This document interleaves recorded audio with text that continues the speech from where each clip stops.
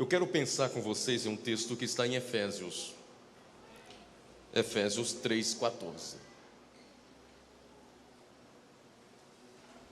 Do 14 ao 21. Deus abençoe também o pastor Lucimar, que é o vice-pastor da nossa congregação, que veio me dar a honra de ter ele comigo hoje aqui. Deus abençoe ele e sua família. Efésios 3:14. Por esta causa eu me ponho de joelho diante do Pai de nosso Senhor Jesus Cristo, do qual toda família toma por nome, tanto daqueles que estão no céu, como daqueles que estão na terra. Oro para que, segundo a riqueza da sua glória, vos conceda que sejais fortalecidos com poder, mediante o seu Espírito no homem interior.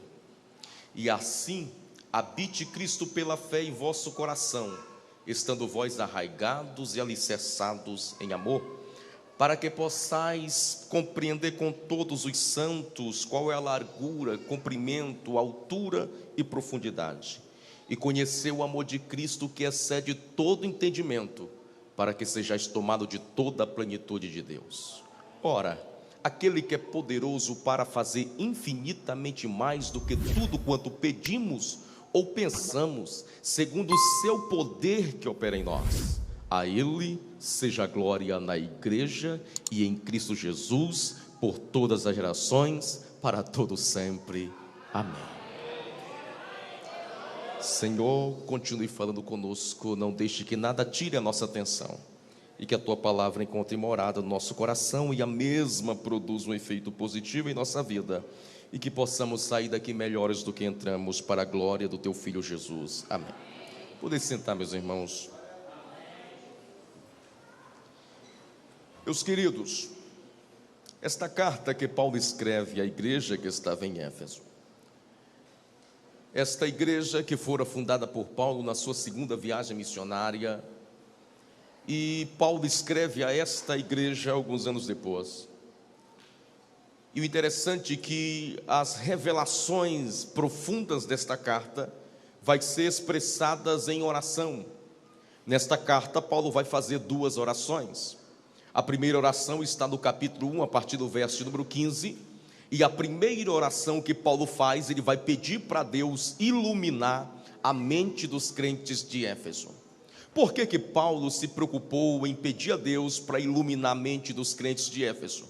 A ideia de iluminação é a ideia de despertar, de acordar, para que eles viessem despertar para o propósito da sua vocação, do seu chamado.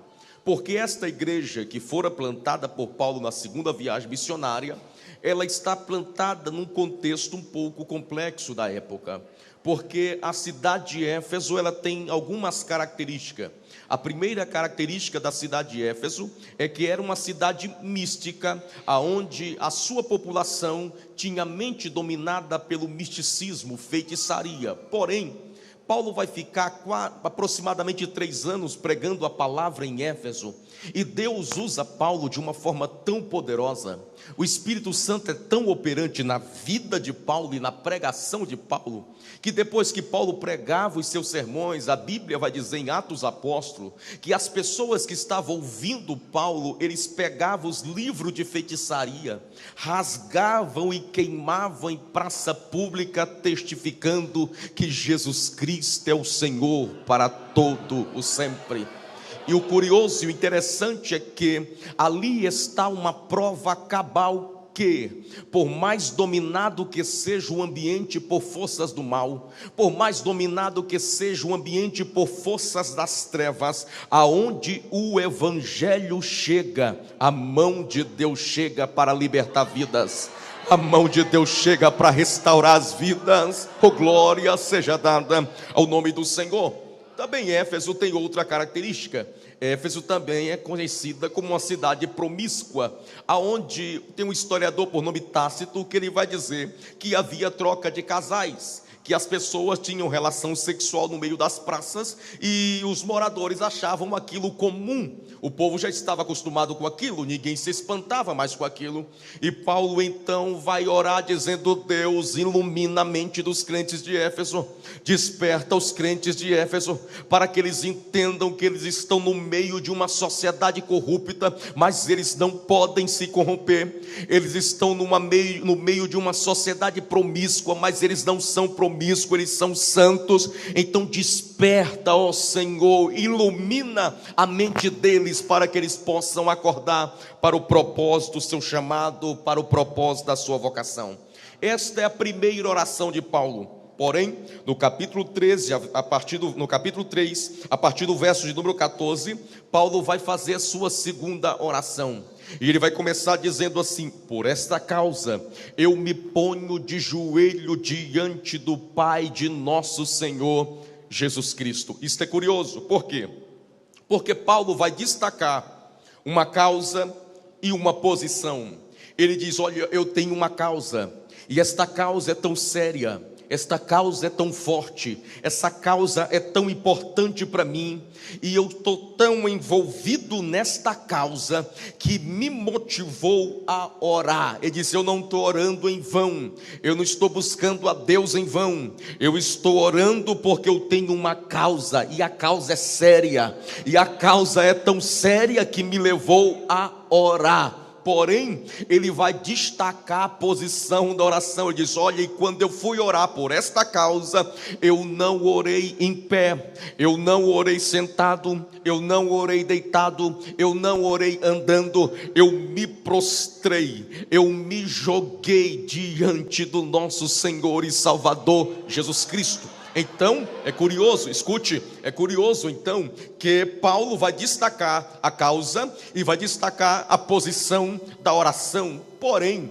a Bíblia Sagrada, ela não sacraliza a posição da oração, ela não santifica a posição da oração. Eu não poderia chegar aqui para vocês, e ninguém pode dizer isso também, dizer assim: irmão, Deus só vai te ouvir se você estiver de joelho, Deus só vai te ouvir se estiver com o rosto no pó, Deus só vai te ouvir se você ficar rolando no chão. Ninguém pode fazer isso. Por quê? Porque a Bíblia não sacraliza a posição da oração. Porém, a gente começa a estudar a Bíblia e vai vendo algumas coisas curiosas. Ao olhar na Bíblia, a gente vai ver pessoas que oraram sentadas como vocês estão, e Deus ouviu a oração dessas pessoas. Vocês vão encontrar na Bíblia pessoas orando em pé como eu estou, e Deus ouvindo a oração desta pessoa. Nós vamos encontrar na Bíblia pessoas orando deitada com o rosto na parede, e Deus ouvindo a oração desta pessoa. A Bíblia vai dizer que Elias orava. É meio complexo de entender isso, mas a Bíblia diz que Elias orava com a cabeça entre os joelhos, e Deus ouvia a oração de Elias. Aleluia. E quando nós chegamos no capítulo 2, versículo 2 do livro do profeta Jonas, a Bíblia vai dizer que Jonas orou ao Senhor do ventre do grande peixe. Deus ouvia a oração de Jonas. Aí a pergunta é: qual era a posição que Jonas estava no ventre do grande peixe? Então, qual é a lição espiritual que Paulo está nos ensinando nesta noite? É que Deus está mais interessado no que eu vou falar para Ele do que da posição que eu fico para falar.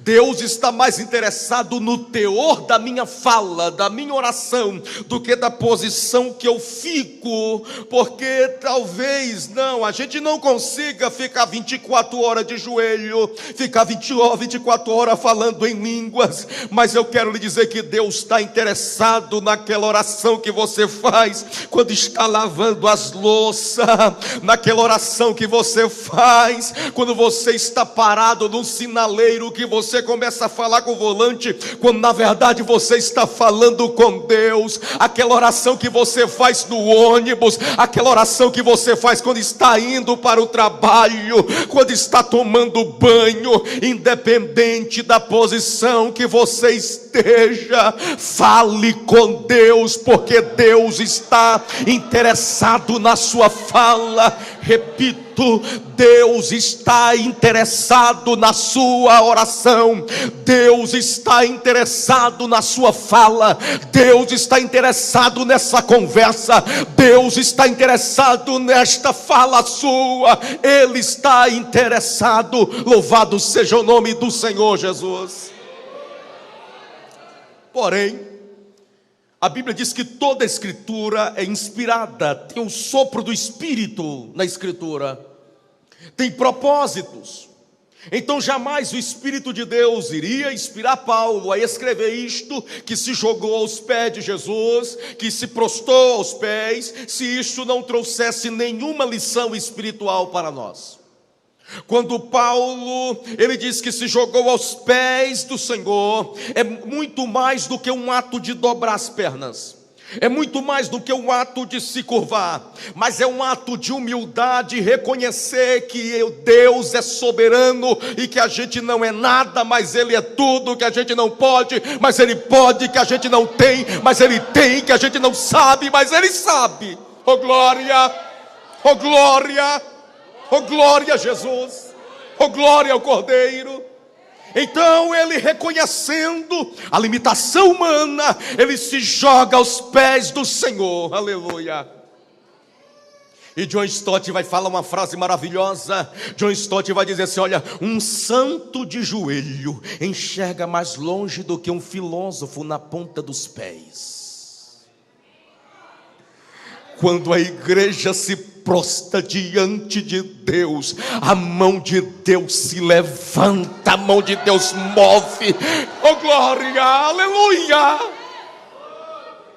E dessa questão da oração é tão interessante, porque em Atos dos Apóstolos, capítulo 12, vai ter uma perseguição política contra a igreja, porque os pastores vão ser presos, e um dos pastores, por nome Tiago, vai ser morto, e Pedro vai ser guardado, porque não podia matar no período da Páscoa. Pedro vai ser guardado no primeiro dia da Páscoa, e vai ficar 7 dias guardado, e nesses 7 dias que estão guardados, a Bíblia vai dizer que Herodes colocou 16 soldados para ficar vigiando Pedro. Coloca aí, 16 soldados para vigiar ele. Logo vem uma pergunta: por que colocou 16 soldados para vigiar Pedro? Porque em Atos dos Apóstolos, capítulo 5, mesmo Pedro estava preso, e a Bíblia diz que um anjo do Senhor entrou dentro da cadeia e tirou Pedro de lá. Então Herodes, sabendo disso, disse com ele mesmo, pensou consigo: vou colocar 16 soldados para vigiar esse pastor, e eu quero ver qual é o anjo que vai entrar aqui dentro. Só que Herodes não sabia que operando Deus, quem impedirá? Que quando Deus quer entrar, ninguém barra a entrada de Deus, que quando Deus chama, ninguém segura, que quando Deus age, ninguém segura. Operando Deus, quem impedirá?